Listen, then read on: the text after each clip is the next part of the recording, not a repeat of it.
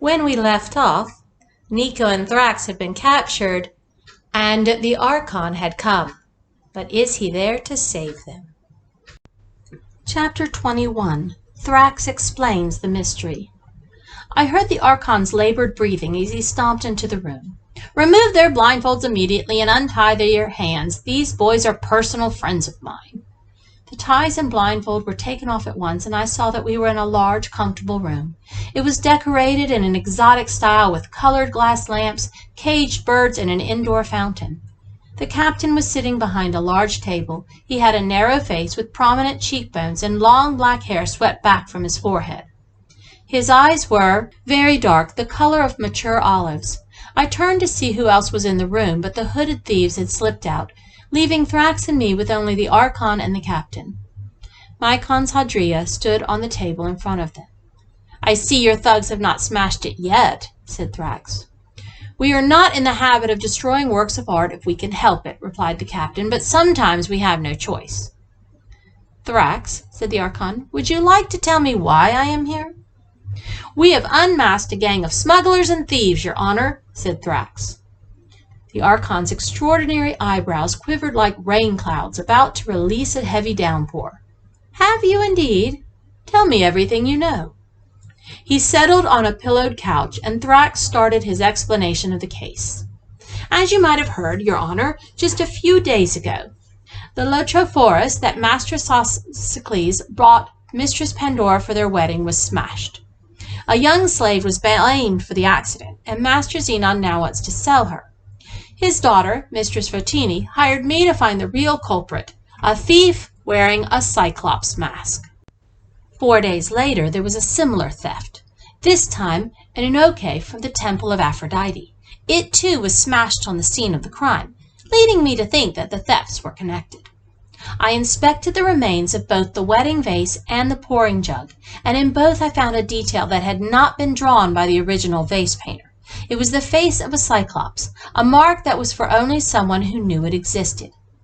I also found traces of gold dust inside the hollow base of the wedding vase, and from this I concluded that gold was being smuggled from Athens to Corinth in the bases of the pots, which were marked for identification. All this was done by a gang of smugglers without the knowledge of the honest vase makers and their agents. Someone working for the gang traveled with the pots from Athens to make sure they didn't get lost among piles of similar wares, and to tell the gang members in Corinth what the secret mark was. Only on a recent journey, where you yourself were present, something went wrong with the plan. Tanotamon was not only one of Peleus' slaves, he was also a member of the gang. So when he was killed in a bandit raid on the Diolkos, he could no longer identify the mark to the gang members in Corinth.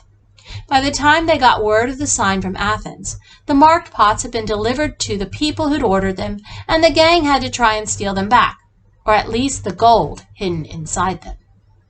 Nico and I worked out there were 2 more marked pots besides the Lotrophorus and the Inoke.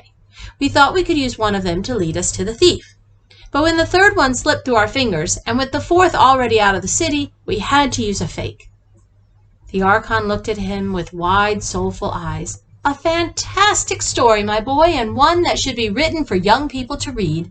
But do you have any proof of all this?" Thrax nodded at the Hydria on the captain's table. "If I'm right, there should be gold in the base of that pot." He turned to me. "Nico, can I borrow your sharpening knife, please?" I gave him the knife from my bag. Thrax turned the Hydria over and stood it on its head.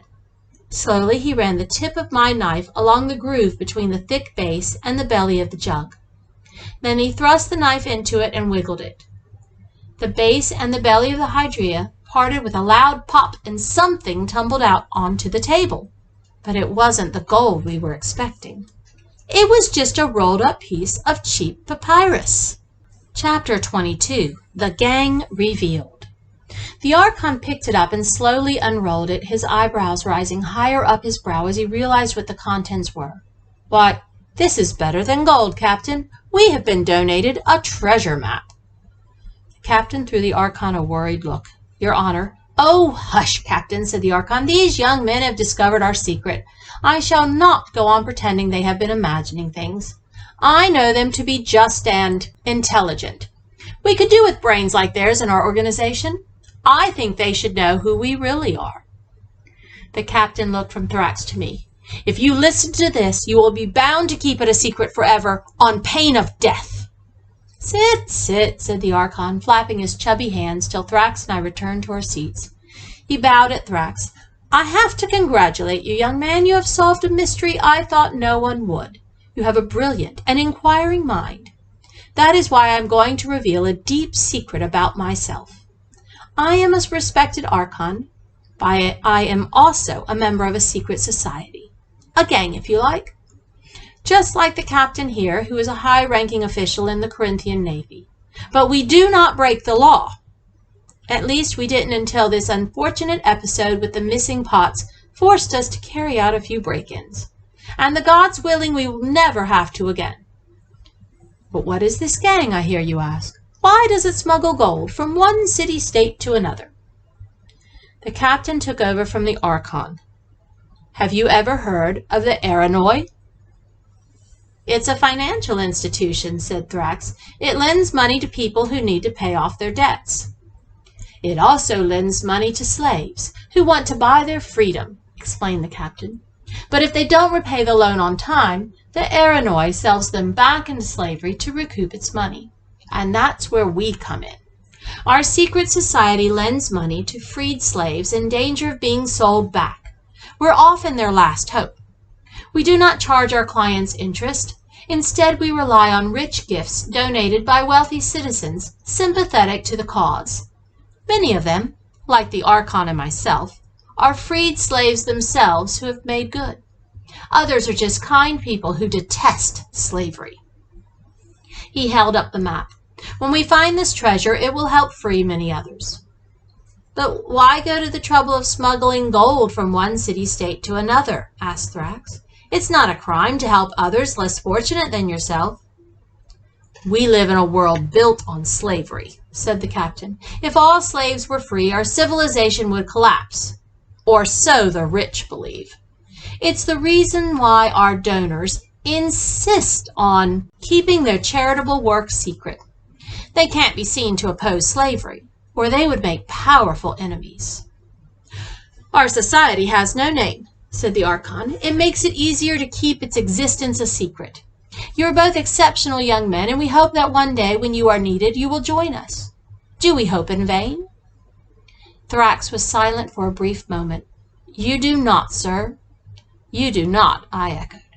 "Excellent," said the Archon. "We shall drink to seal the agreement." "There is one piece of the puzzle that I have not yet worked out," said Thrax, as the captain filled the wine cups. "How did your people in Athens send information about the mark to their friends in Corinth so quickly?" "They used doves as message carriers. The man in charge of them in Corinth is Amos, Xenon the Younger's chief of staff. He, too, is a member of our secret society." "And why was the secret mark a Cyclops?" The Archon shrugged. "There's no real meaning behind it.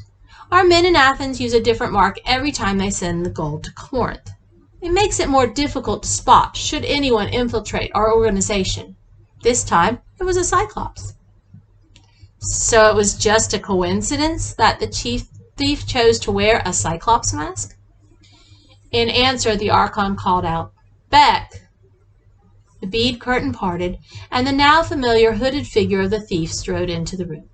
"Beck," said the Archon, "show them your face." The thief threw back his hood, and I had to stop myself from gasping. The man had a livid scar running down one side of his face, and he only had one eye. He really was a Cyclops. "That was the only mistake you made, Thrax," chuckled the Archon. Beck was not wearing a mask when he climbed into Pandora's room. His previous master plucked out his eye as punishment for staring at him while he ate. The slave girl saw his real face. Beck used to be a talented vase painter himself before the horrific punishment robbed him of one eye and his livelihood. You see, the poor man never got over the shock, and his hands tremble all the time. You wouldn't notice unless you knew it, but it means he can't handle a brush anymore. He works as a potter's assistant in a small establishment that makes chamber pots now. When he's not helping out with the cause, of course. That always comes first. Poor Beck. He was devastated when he accidentally dropped the vase. Twice! He can't bear destroying beautiful works of art. Usually the pots are opened in front of witnesses who take note of the valuables inside. The captain was waiting for me to open the hydria. He stood up and raised his cup. I'm glad we have spoken, boys. You may not hear from me for a long time, but one day, when the need arises, I shall send for you. Remember, you have given your word. Beck can take you home now. It's nearly sunrise, and I believe you have a wedding to attend. We have one last section left before the end of our story.